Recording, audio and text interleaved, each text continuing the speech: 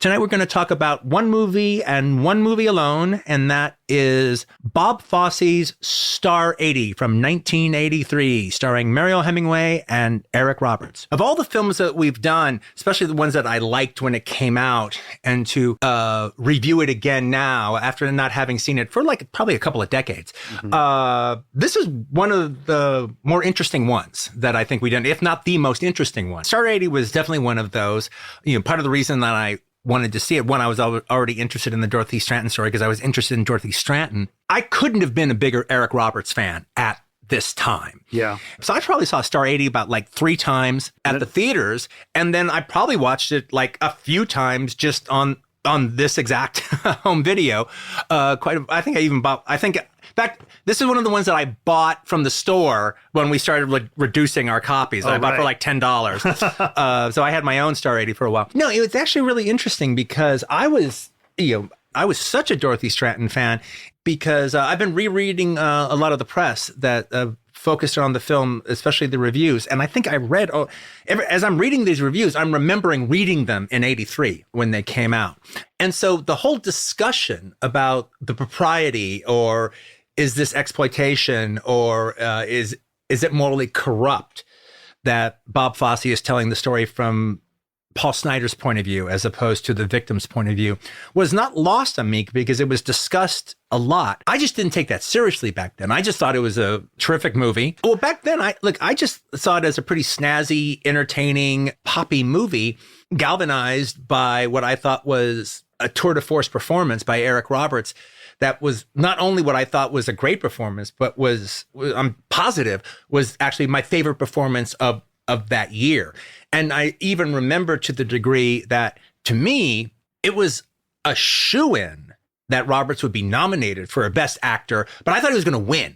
I thought, well, if he gets nominated, he will win. And he didn't even get nominated. And I actually thought it was like the biggest crime of all the Academy non-nominations of the 80s at that year was Roberts being ignored. He's definitely the reason she got $10,000 because that's what the Playmates were paid. I don't think that that's necessarily where Fosse is coming from when it comes to the cipher character of the director that's supposed to be a stand-in for Peter Bogdanovich. I mean, well, he's a non-character. It's almost comedy how he's not a character. Well, but my point, though, is, and this was Teresa Carpenter's point, who wrote the article, she makes a definitive case that Fosse leaps on, is that there is a duality between the small-time sleaze merchant of Paul Snider and the big-time sleaze merchant of Hugh Hefner, and that they're pretty much just small-time, big-time versions of the same reflection. I don't quite buy that, but it's a very interesting sociological case to be made. And frankly, I think it's one of the better things about Fosse's film is drawing that conclusion. It's one of the things that he has to say other than getting to the inevitable murder. I think one of the reasons, though, back at the time, why it was very easy for me to not invest in the reality of the movie and just enjoy it, all right, as this poppy, snazzy, Scorsese-esque sleaze festival with this De Niro-ish performance sitting at the middle of a misanthropic, becomes ultimately psychopath. I actually was very, very, very, very familiar with Dorothy Stranton. I knew what she looked. We have a Playmate of the Year copy on the table here, just so we don't lose sight of who we're talking about. Right, this is a real person. I was very familiar with her. Mariel Hemingway tries really hard, but she doesn't even remotely capture Dorothy Stranton's essence or the things that made her special. She had a quality, and I've watched, and I'm not talking about just in They All Laughed. They dramatize in the movie a big roller disco party that they have at the Playboy Mansion. Well, that was part of a TV special that they did on ABC TV, and you can watch it on YouTube. And it's like the Playboy Mansion pajama party and roller disco party. Dorothy Stranton is all throughout that special. You see her constantly. You can't quite take your eyes off her. I can't frankly see Mariel Hemingway going out there in front of the Village People and dancing with the cop and having the same arresting quality. Now, the thing about, and this is not me shaming Mariel Hemingway for not being as pretty as Dorothy Stranton or being as special as Dorothy Stranton.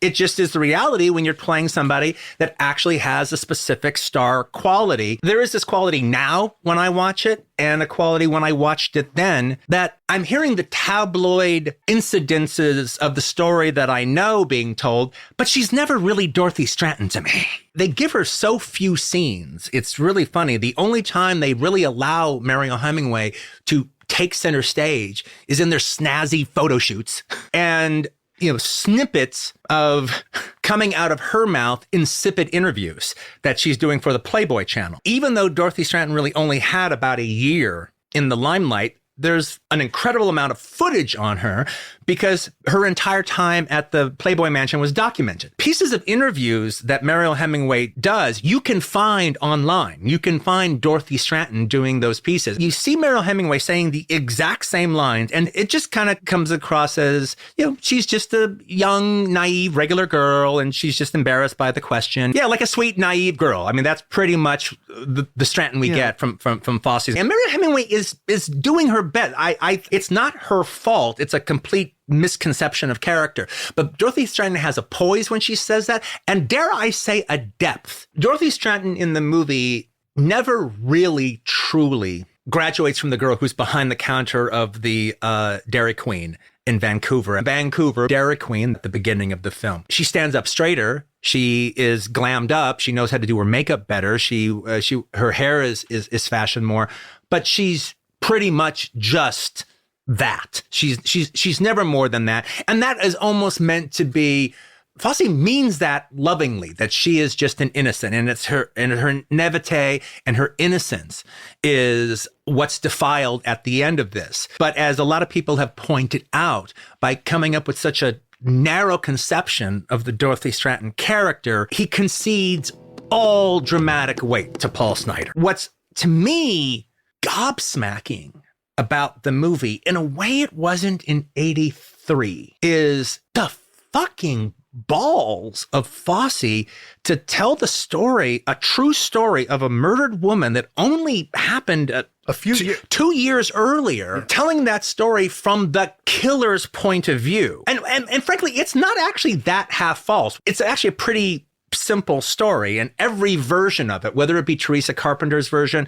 whether it be the Jamie Lee Curtis TV movie version, whether it be Star 80's version, or whether it be anybody else writing an article, they're going to get the basic facts right because the basic facts are fairly simple. But that allows everybody to have their own perception of it, their own critique of it, their own subtextual reading of what's going on. The facts of the case are so specific that they're easy to get right. Sure. Everybody tells the story more or less how it happened. But now when it's just open up to the interpretation of what you give the characters and a subtextual reading, that's where they all differ. But frankly, when it comes to the facts of the case, Teresa Carpenter, Fosse, and Bogdanovich in his book all tell the exact same story. The exact same story. Fosse's version lets Bogdanovich off the hook because he can't put him on the hook because he's not allowed to use the character because Bogdanovich won't let him. But I don't think he actually sees Bogdanovich as important to the story, other than the fact that it was their affair that prompted Snider to kill her. So he's just there as a motivation. But he sees a lot of metaphorical hay to draw between Snider and Hefner. I think what happens with Star 80 is it becomes something else where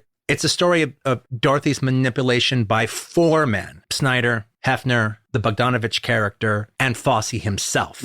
And he fashions his version of Dorothy, which is convenient to tell for his interest in Snider's character, who he presents rather sympathetically, presents an uncomplicated version of Dorothy to stand in for herself, but it just betrays his criminal lack of curiosity of who Dorothy Stranton is. The moral corruptness that is woven into the fabric of Star 80 is not just due to Fosse's lack of interest in Dorothy Stranton, is he just doesn't care. Mariel Hemingway, for his purposes, is good enough. She actually sells this airhead from Canada who is manipulated by all these guys. She sells his hypotheses. It's bizarre that he identifies to such a degree with Snyder. I'm not going to say that he makes Snyder sympathetic. I think Fosse is sympathetic to Snyder. I don't think we find Snyder sympathetic, but he does such a good job of drawing the character out that we do find him understandable. We understand why he does what he does.